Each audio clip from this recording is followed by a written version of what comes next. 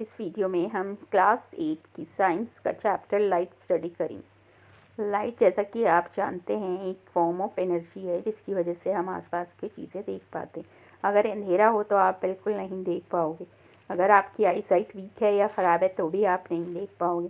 तो अपनी सराउंडिंग्स को ऑब्जर्व करने के लिए हमें दो चीज़ों की ज़रूरत होती है, एक लाइट और एक site.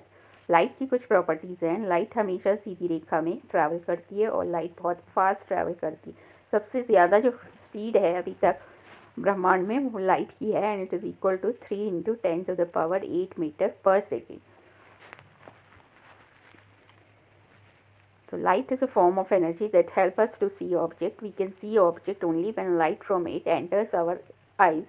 Light travels very fast and moves in a straight line. The property of light moving in a straight line is called rectilinear propagation of light.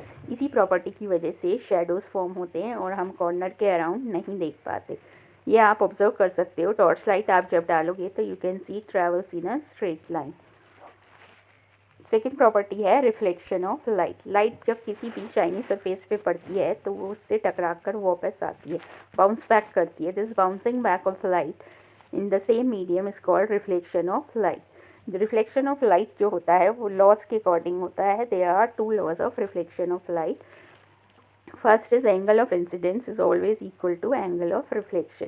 Incident ray, reflected ray and normal lie in the same plane.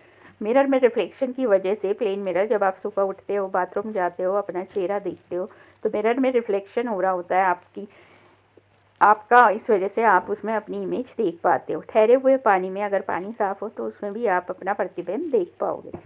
The laws of reflection states that angle of incidence is always equal to angle of reflection, and incident ray, reflected ray and normal lie in the same plane. इसको हम इस figure से समझ सकते हैं। देखिए, जो grey colour की लाइन दिखाई गई है हॉरिजॉन्टल, वो मिरर है और उस पर जो लाइट आ रही है मिरर की तरफ, एरो जिसमें मिरर की तरफ है, वो इंसिडेंट रे है, और जहाँ पर वो मिरर को टच करती है वो पॉइंट ऑफ इंसिडेंस कहलाता है। पॉइंट ऑफ इंसिडेंस पर हम एक लाइन बनाते हैं, डॉटेड लाइन, जिसको नॉर्मल कहते हैं, और नॉर्मल जो है मिरर के 90 डिग्री पर होती है। पॉइंट ऑफ इंसिडेंस पर डी के मदद से आप इसे 90 डिग्री लाइन ड्रॉ करोगे। इस पॉइंट से, जहाँ पॉइंट ऑफ इंसिडेंस है, वहाँ से लाइट बाउंस बैक करती है और we get reflected ray. Reflected ray की डायरेक्शन मिरर से दूर की तरफ होती है और इंसिडेंट की रे की डायरेक्शन मिरर की तरफ होती है। तो एरो आपको ध्यान से लगाना होगा और फिर एंगल आई इसमें और एंगल आर मार्क करने होंगे। I is angle of incidence, R is angle of reflection. Angle I is always equal to angle R. तो इसको आप डी की मदद से ड्रॉ करेंगे और इसको लेबल करेंगे।